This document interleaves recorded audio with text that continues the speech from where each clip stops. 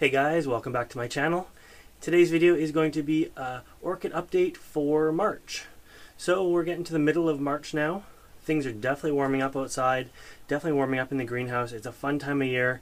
I'm having to unbubble wrap sections, maintain the cooling system now as well as the heating system, so it's a little bit trickier because I'm trying to keep it a little bit cooler this year, and we're going to try to maintain the temperature about 80-81 degrees in here at its warmest in the daytime.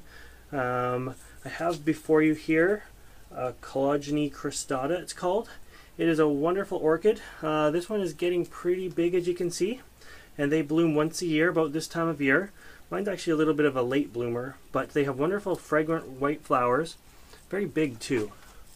So there's a close-up of it. I don't know if the camera will really focus, but beautiful, beautiful white flowers, dark green foliage.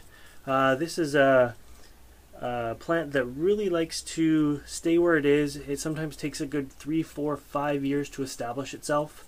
Once it does get established, it does grow quite quickly.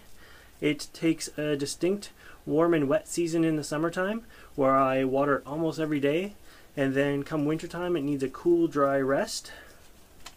It comes from the Himalaya region. I'm going to say region because I don't know exactly the region, but in the wintertime it has cool, bright,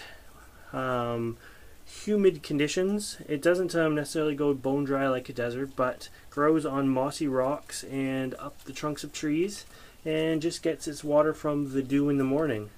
But I thought I'd show you this guy while I have it down, and I'll put it down, and then we will do a greenhouse tour and show you what orchids are in bloom for this time of year.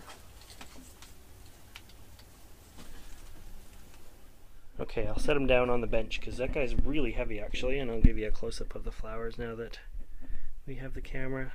So, nice white flowers. Definitely 3 inches across anyways, and it's just loaded with them. There's still some blooms or some buds that are just starting to open as well. So, wonderful, wonderful plant. Anyways, let's go start over here like usual. We have a Masdevallia in bloom. This is a variabilis. It has an interesting smell to it. Not sure if I like it or not. It's kind of a musty smell. And I'm going to move over here. Now we're going to go through some carnivorous plants as well, but I'm just going to bypass them for this update, being that this is just an orchid update. This is a Howeria. It's sort of in the Oncidium family. Takes Oncidium care. It's a nice miniature. As you can see, it's only the size of my hand. Has a very interesting smell as well. I like it better than the first one I showed you down there, the Maxillaria. So this is Hawaiian Lavaburst, it's called. Okay, sorry about the light there too. We will take you past the carnivorous plants. This is the heat pad where some of the warm growing Paphiopedilums grow. This was a Venustum. We did a video on that one. It had the veiny pouch. Flower is now gone, and it has 2 new fans starting for next year, so that's great. This is a Maudier type. It's just about to come out in bloom. Sort of your traditional purple slipper orchid.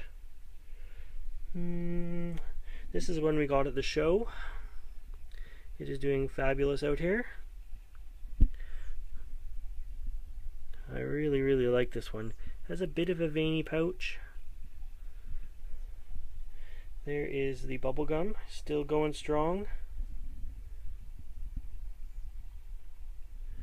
Very bizarre looking plant. That one I'm sure has a few more weeks left in it. Before we go further, I'll just take you down here. This is where all the Cymbidiums are. One's in the house. All of them are in spike down here. This one closest to me is just coming out in bloom, so we have a few blooms out. This one has about 6 or 7 spikes back here. It'll be the next to come in the house, and it's huge. It's probably the biggest pot anyways down there. It's got to be in a 12-inch pot. As you know from my Cymbidium videos, these guys like full sun in the summertime, lots of water. They actually are very similar to the Collagenea cristata. I categorize them as a sort of a Himalayan grower. They grow in the foothills of China. Again, Himalayas is a rough term, but they have that weather pattern that's sort of reversed to ours, where it's cloudy, warm, and wet in the summertime in the monsoon season, and then in the winter it's cool and bright. And that's what induces the blooms on these guys. Since we are talking about the Himalayan orchids, here is another interesting one. This one's not quite out in bloom for you yet, but it's called a Pleione. And as you can tell from my finger here, it's not a big orchid, but the flower is big on it. These guys bloom once a year as well. They have a interesting cycle to them. They're a bulb, as you can tell, and the bulb grows throughout the summertime and matures.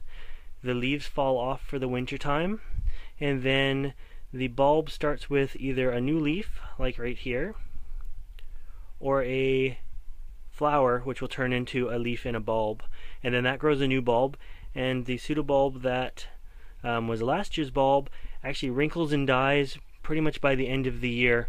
These guys are wrinkling fast now that the new growth is coming out. Again, they come from the Himalayas or that sort of region, so they grow in sort of the shady, leafy undergrowth, and they like it warm and wet in the summertime. They don't like the sun. They are a shade lover, and then in the wintertime they go completely dormant. You let them completely dry out, and then they reward you with beautiful big blooms for the size of them this time of year. I'm still not watering this guy. The little roots that are down in the pot, they will rot very easily, so I just give it a spray on the surface every couple days, and once the roots are about 2 or 3 inches long, then I can start watering it once you start to see leaves in that. But yeah, I might just do an update on these guys when they're in bloom, just because they're cool. It's like 2 days off. I should have just waited on this update. Here is a Scarcochilus.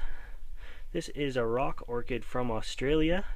Kind of Phal-ish or Vanda-ish. Definitely don't need the Vanda temperatures though. And yeah, last year it gave me 1 spike, and this year it's giving me 2. So they're just cute little white flowers. Not really any scent to them that I can notice. Nah, definitely no scent. So we're into the area where I put all the plants that are in spike now. So I have a few Oncidiums in spike. This one's got several spikes on it. Right over here as well. There is another one there. What's that one?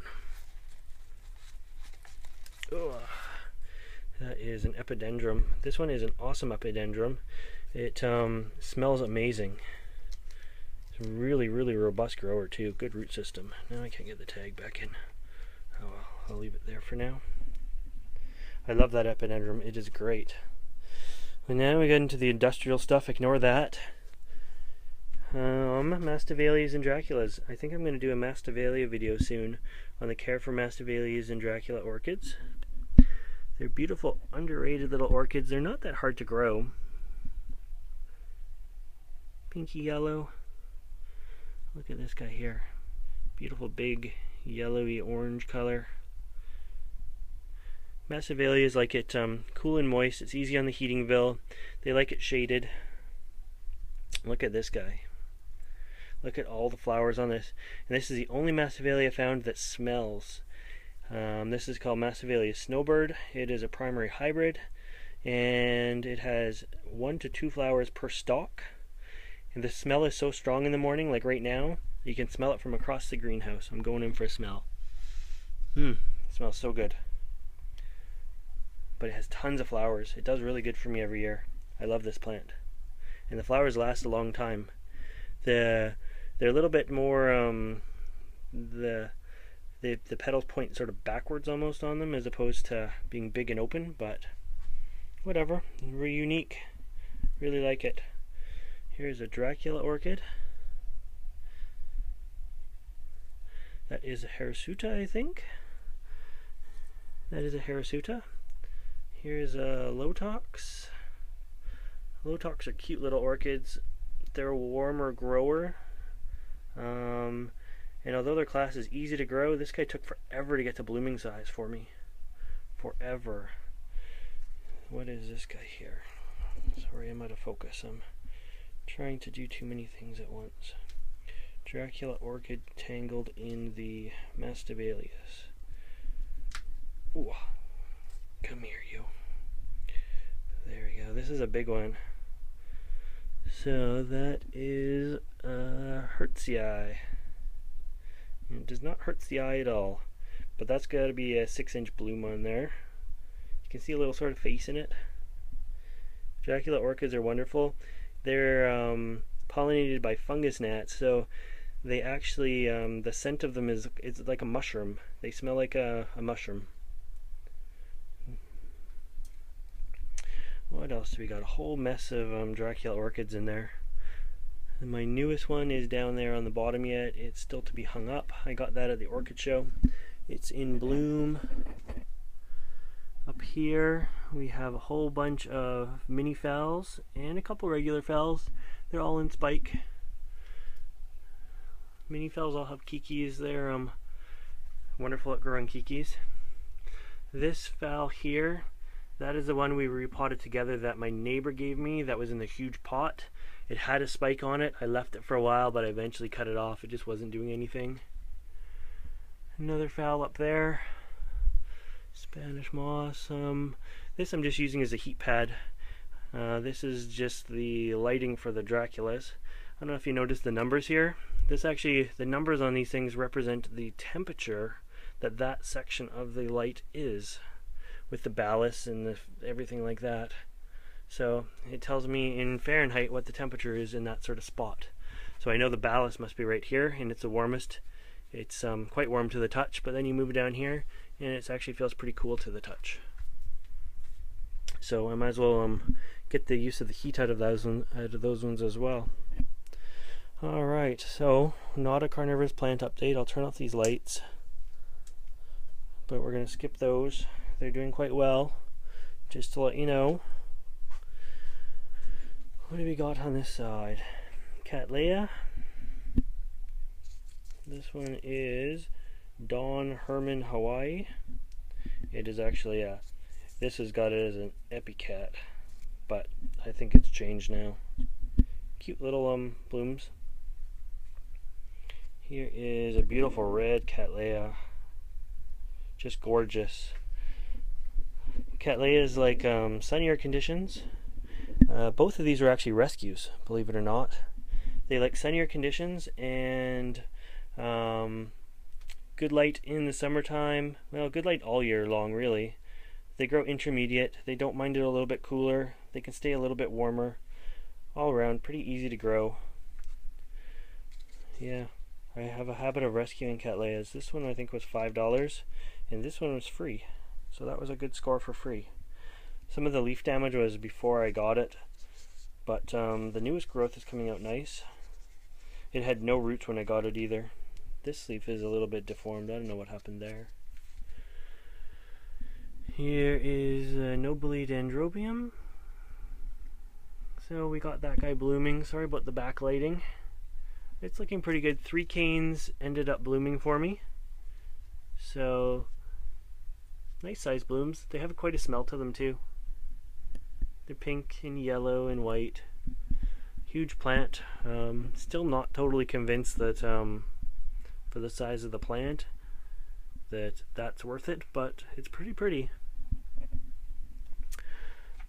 Let's see, this is a Cymbidium I got this year. This was in bloom when I got it. I didn't bloom this one, but I saw it and couldn't resist. It was a reasonable price. Let me see if I can get a close-up of one of the flowers. Nice looking, sort of reddy, yellowy petals with, this is such a deep red color. You can't really tell on camera, but it almost looks like drops of blood. Totally looks like drops of blood when it's in focus. So it It's interesting, it has quite small pseudobulbs for the size of it. They're only, you know, a little bit bigger than my thumb, so hopefully it stays as a small plant. A white Phalaenopsis, another white Phalaenopsis there, and another Dendrobium. This was the other one of the two brothers. That's all the blooms I got. There's a fourth flower back there, but big huge plant, 4 blooms on it, so better than no blooms, I guess. This one was grown in greenhouse conditions, and that one was grown outside for the summertime and allowed to cool right down. So it got triple the blooms on it that this guy got. But I'll throw them both outside next year, and I'm really going to pump the fertilizer to them, see if that helps maybe. Anyways, I've drug you along for long enough, I think. That's pretty much it. I think we've covered it all. So I hope you enjoyed this orchid update for March. If you want to see more videos like this, make sure you subscribe to my channel. And as always, thanks for watching.